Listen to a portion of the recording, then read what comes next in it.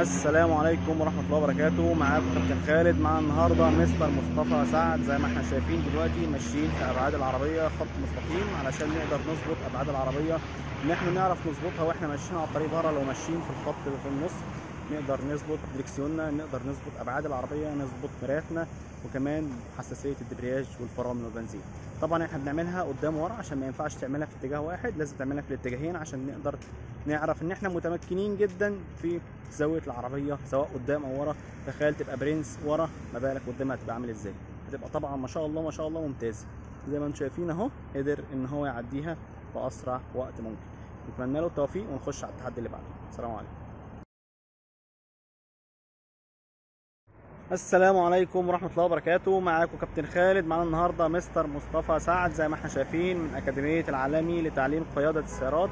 بنعمل التخطي أو التجاوز من عربية أو من حارة لحارة زي ما احنا شايفين، بنتدرب عليها جوه في منطقة فاضية عشان لما نطلع على الطريق وكانت العربية اللي قدامنا عطلت أو وقفت أو عملت حادثة لا قدر الله، أو جاي توك توك رخم في وشنا عكس، فنقدر إن احنا نعرف نتفاداه بكل سهولة من غير ما نخبط ولا قمع. طبعا احنا بنعملها من الجنبين، مرة ناحية اليمين مرة ناحية الشمال. عملناها في اول جنب، هنبدا ان احنا نلف هنعملها من الناحيه الثانيه. طبعا انا بفضل فاتح الفيديو عشان بيكون فيديو متواصل، ما بيكونش فيديو مقطع، عشان بنعمل الناحيتين مع بعض عشان نثبت ان احنا نقدر نعملها في الجنبين، مش بنعملها في جنب واحد. زي ما انتم شايفين بيبدا ان هو يلف عشان يبدا يظبط ابعاده كويس جدا. زي ما انتم شايفين ان انا بدرب من بره عشان ادي للعميل الحريه الكامله ان هو يعرف يتحرك براحته ويعرف ان هو يغلط، ما يبقاش عنده حساسيه ان انا قاعد جنب حد ومش حابب ان انا اغلط جنبه. لا، انا بنزل خالص واسيب له الحريه بتاعه التحكم والحريه بتاعه الحركه جوه العربيه، لان انت كده كده جاي تتعلم، مش جاي بروفيشنال، مش جاي بروفيسور، فبالتالي تقدر ان انت تتحرك براحتك جوه العربيه، تغلط، ولما تغلط اكتر من مره ببدا ان انا اعملها لك مره عملي واعلمها لك نظري لحد ما تتقن. زي ما انتم شايفين مستر مصطفى مع اكاديميه العالمي لتعليم قياده السيارات. اتمنى له التوفيق والخير، ونخش ان شاء الله على التحدي اللي بعده. السلام عليكم.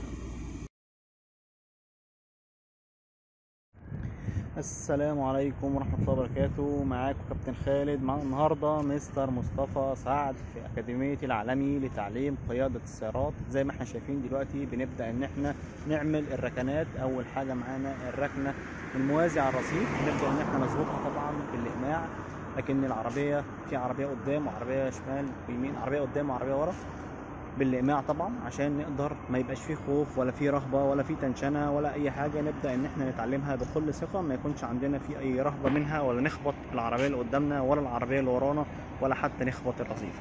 زي ما احنا شايفين بيبدا ان هو يبص كويس جدا في المرايه بتاعته عشان يحدد ابعاد الرصيف معاه. يبدا ان هو يبص على قد ما يقدر، والحركه بتاعته هاديه جدا، لان طول ما انت ماشي بالراحه، طول ما انت بتعرف تحدد ابعادك كويس، طول ما انت زاويه دركسيونك مظبوطه. دلوقتي هو شايف ان خلاص قرب من الرصيف، وفي نفس الوقت قرب من المرايه بتاعته في القمع اللي ورا، فيبدا ان هو يطلع يضم وش العربيه.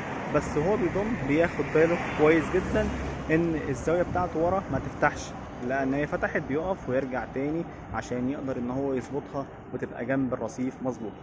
زي ما احنا شايفين بيبدا ان هو يظبطها واحده واحده ويتاكد مليون في الميه ان هي جنب الرصيف. طبعا هنروح نشوفها دلوقتي جنب الرصيف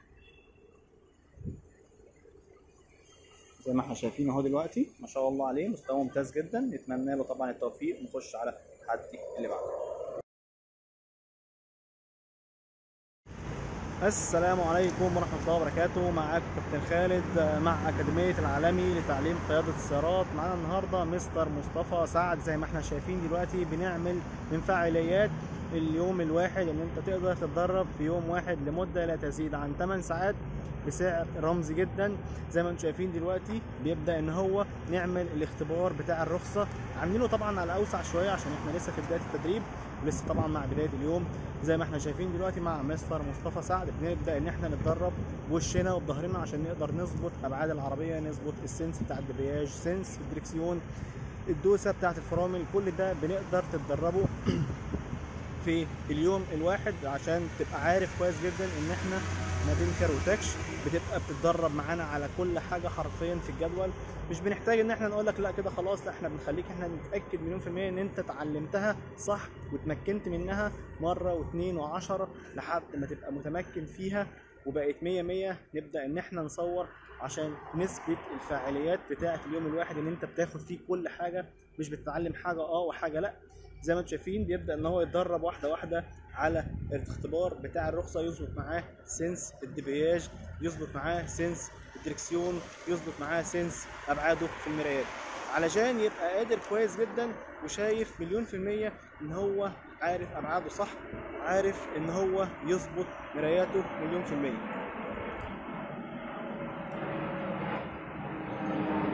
يبدأ ان هو يرجع مع اخر رمق،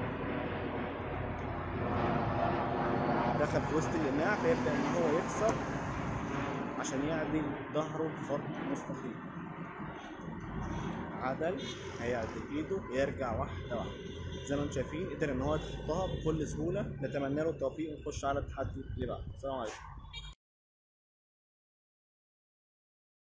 السلام عليكم ورحمة الله وبركاته. معاكم كابتن خالد. معانا النهارده باشمهندس مصطفى. زي ما احنا شايفين دلوقتي في آخر حاجة من كورس اليوم الواحد مع أكاديمية العالمي لتعليم قيادة السيارات.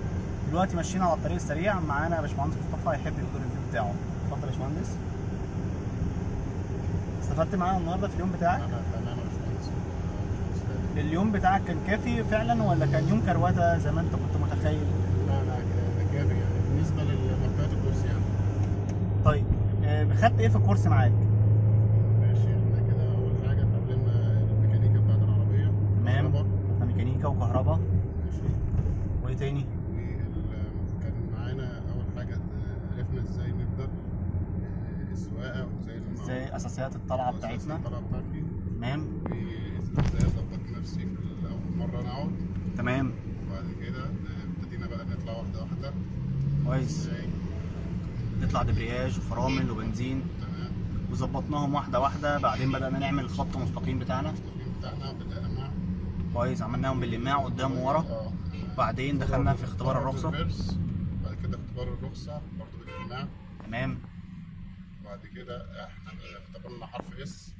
حلو كويس جدا. فورورد ريفيرس برضه. تمام. نفس الفكرة. بعد كده جربنا اليوتيرنز. حلو. لقيناها مش مظبوطة. بعد ما خلصنا برضو أكدنا عليها تاني. وبعدين خدنا الركن الموازي والركن العمودي. طلعنا شوية مطالع بس انت ما حبيتش مطالع قوي فكملنا في الطريق بره، صح كده؟ كان في أي كروتة في اليوم الواحد في الكورس بتاع اليوم الواحد أو في أي تقصير أو في أي حاجة ما خدناش بدقة؟ 8 ساعات احنا قعدنا 8 ساعات ترجمنا حرفيا.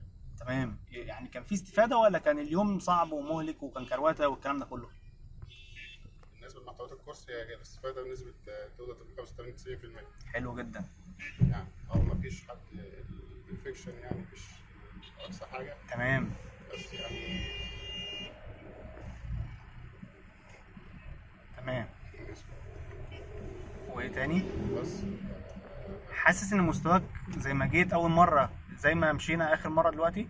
لا الموضوع احسن دلوقتي يعني. انا دلوقتي سايف اهو في عباس. تمام. اهو الموضوع احسن شويه. الدنيا معايا كويسه يعني؟ شويه ومعايا كده لسه يعني. موضوع ان انا اول مره اسوق زحمه لسه. تمام. الدنيا بتاعتنا يعني ما فيش رهبه قوي واحنا ماشيين كويس، ما فيش غلطات عندنا والدنيا معانا سهله، صح كده؟ بالظبط. انا ماشي على حارتي وخلاص.